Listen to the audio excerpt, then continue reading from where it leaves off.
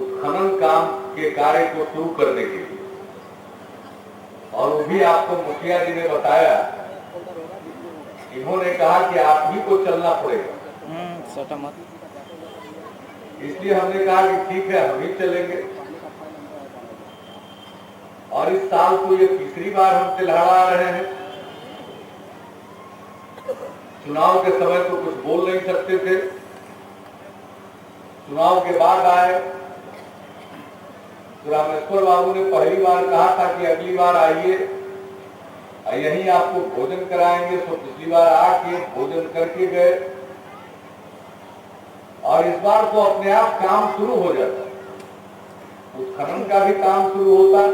हमको सुनाया अवधेश जी ने और कहा कि आपको आना है, तो हम तो 7 दिन के लिए राजगीर में आए हुए हैं, यहीं से सब काम कर रहे हैं।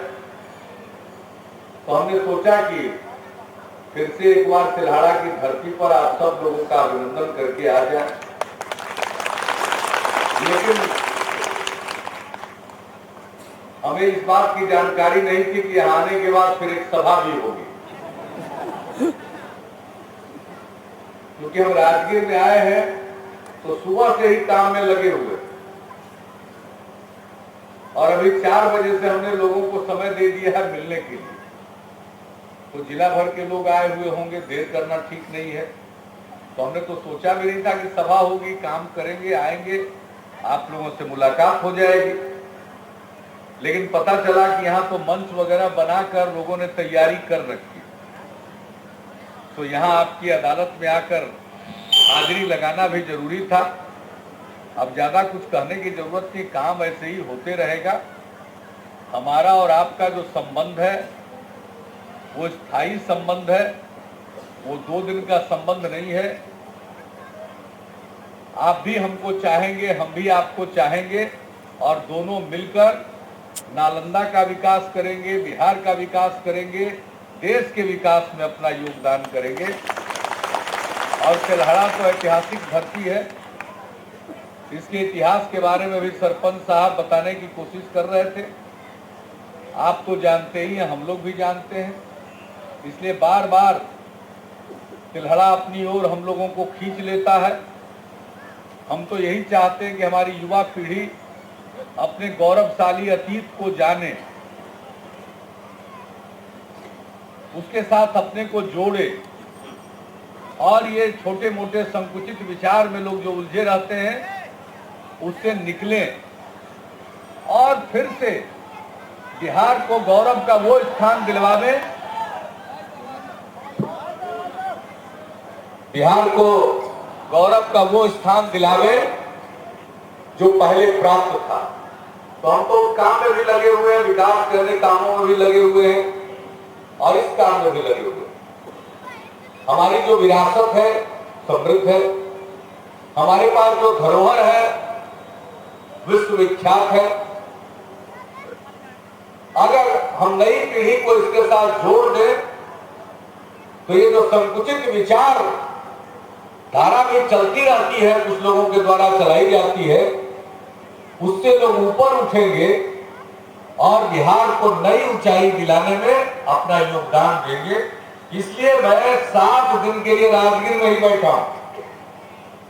अब राजगीर में ही हम बैठ करके आज ही सवेरे गिद्धकूट पर्वत पर गए, जहां से भगवान बुद्ध ने उपदेश दिया था, और उसके बाद हम चले गए जो घाटी है राजगीर में, चारों तरफ से पहाड़, बीच में घाटी, वो मनोरम दृश्य, और उसके ऊपर में घोड़ा कटोरा झील है। इतना सुंदर स्थल है, अगर उसको पर्यटन के दृष्टिकोण से विकसित किया जाए तो मुझको पक्का विश्वास है कि इतने लोग खींच कर चले आएंगे वहां, आज उसकी कल्पना नहीं की जा सकती। कितने लोग फिल्म की शूटिंग करने के लिए वहां पर पहुंच जाए। तो ऐसी ऐसी जगह हमारे यहाँ भरी पड़ी है। हम तो उन जगहों को उभारने के लिए, उसको जग जाहिर करने के लिए भी हम यहाँ हैं। तो आज आपके बीच में आकर के मुझको बहुत प्रसन्नता हो रही है। और यह भी एक वही पुरातत्व के दृष्टिकोण से एक महत्वपूर्ण ऐतिहासिक स्थल है और मुझे पूरा विश्वास है कि यहाँ की खुदाई से हमें नई रोशनी मिलेगी इतिहास के बारे में। हम बहुत कुछ नई बातों को जान पाएंगे। इस किले में पता नहीं क्या राज छिपा हुआ है, हम दूर दूर से जानते हैं। उससे जो चीजें निकलेगी उससे इतिहास के बारे में और बेहतर समझ और जानकारी हम लोग हासिल कर पाए। तो आज तो हम आ गए उस काम के लिए। पिछली बार आए थे, स्टेडियम की बात हुई थी, उसका भी शिलान्यास हो गया। अभी जो मुखिया जी है कम होशियार में से नहीं है। अब हम आगे से सचेत रहेंगे, जब तिलहड़ा बुलावेंगे थे वो नया चीज शुरू कर देंगे। इनको मालूम है कि बढ़िया है, जब कहते हाजिर हो जाते हैं। अब बताइए, कंगर सराय में पावर ग्रिड बनवा दिए हैं कि 5-6 किलोमीटर पर खींच करके आपको कोई बिजली की दिक्कत होने वाली है। अरे बिजली की दिक्कत नहीं होगी, लेकिन फिर भी जब यहाँ पर आए और ये पुरातात्विक दृष्टिकोण से बहुत ही महत्व की जगह है, इसलिए हमने ऊर्जा विभाग को यहीं से निर्देश दिया है कि तिलहड़ा में भी एक विद्युत सब स्टेशन का निर्माण कराने का प्रस्ताव कीजिए।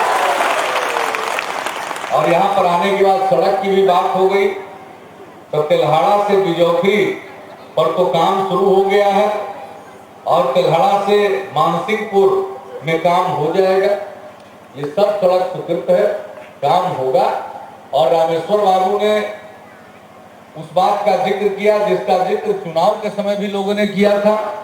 और जब हम पिछली बार धन्यवाद देने आए थे उस समय हमने बता दिया था। अब जब एक बार कह दिया कि किसान की जमीन नहीं ली जाएगी, आराम से रहिए, प्रश्न ही पैदा नहीं होता है। ये सिंचाई विभाग को निर्देश दिया जा चुका है। और यहाँ से नीचे के स्तर पर हो तो उसको आप देखिएगा, चेक कीजिएगा। और सिंचाई विभाग को हमने कहा दिया जो पुराना पॉइंट है उस रास्ते से ले जाइए।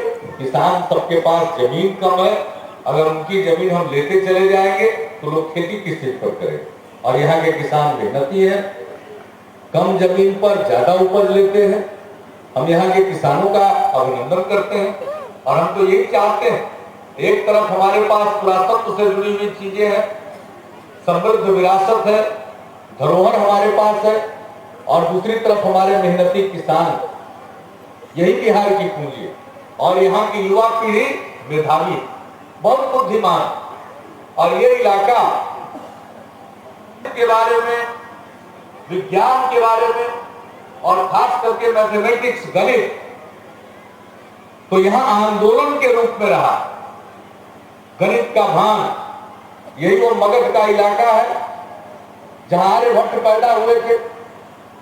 पटना के पास खगोल है, आज जो मसौरी के रूप में जाना जाता है वो सही निकला। लगभग कुछ मील का, कुछ किलोमीटर का फर्क है। आज विज्ञान इतना विकसित हुआ, नाप जो तो एक से विद्वान हुए हैं, दार्शनिक हुए हैं। नालंदा ज्ञान की भूमि थी, दुनिया भर के लोगों ने ज्ञान प्राप्त किया। यहाँ से फिर से नालंदा विश्वविद्यालय स्थापित होने जा रहा है। 15 देश उसमें भाग ले रहे हैं। अंतर्राष्ट्रीय समझौता हो गया, अब संसद में विधेयक आना है। राज्य सरकार ने अपनी तरफ से सारा काम कर लिया और नालंदा विश्वविद्यालय फिर से स्थापित होगा। कुछ वक्त तो लगेगा, लेकिन नालंदा का जो ऐतिहासिक महत्व है वो फिर से अंतर्राष्ट्रीय स्तर पर उजागर होगा। तो ये पूरा का पूरा इलाका तो खजाना है, पूरा का पूरा इलाका खजाना है। जहां जाइए वहां एक इतिहास की बात सामने आ जाती है। इसलिए बहनों और भाइयों, मैं तो आपका अभिनंदन करने के लिए आया हूं। यहाँ करके मुझको बेहद खुशी होती है। और आज उत्खनन का काम शुरू हो रहा है, स्टेडियम का निर्माण होगा और बाकी जो बातें भी कही गई वो सब होगा। ये सब तो चलता रहेगा और ये सब काम तो अपनी गति से होता रहेगा। जब तक हम हैं तब तक चिंता करने की जरूरत नहीं है। बाकी मकसद तो असल होता है आपकी अदालत में हाजिरी लगाना। तो हम हाजिरी लगाने आ गए। अब राजगीर में जो लोग बैठे हुए हैं उनकी अदालत में हाजिरी लगाने के लिए भी समय पर पहुंचना चाहिए। तो ज्यादा कुछ नहीं करते हुए आपने जो मेरा अभिनंदन किया, फूलों से स्वागत किया, प्रतीक चिन्ह भेंट किया, ये सब के लिए हम आप सब लोगों को धन्यवाद देते हैं। आप सबके शुक्रगुजार है। सद्भाव रहना चाहिए। हिंदू मुस्लिम एकता, विभिन्न जातियों के बीच में एकता, वो बहुत जरूरी है। समाज में जब ये प्रेम और मोहब्बत का भाव रहेगा तो बिहार को आगे बढ़ने से कोई रोक नहीं सकता है। बिहार इतना आगे जाएगा कि दूसरे लोग हमसे ईर्ष्या करेंगे और हम सब मिलकर एक सुंदर बिहार, खुशहाल बिहार का निर्माण करेंगे कि बिहारी कहलाना अपमान नहीं, बिहारी कहलाना शान का विषय होगा। इन्हीं शब्दों के साथ आप सबको धन्यवाद देते हुए, आपका अभिनंदन करते हुए मैं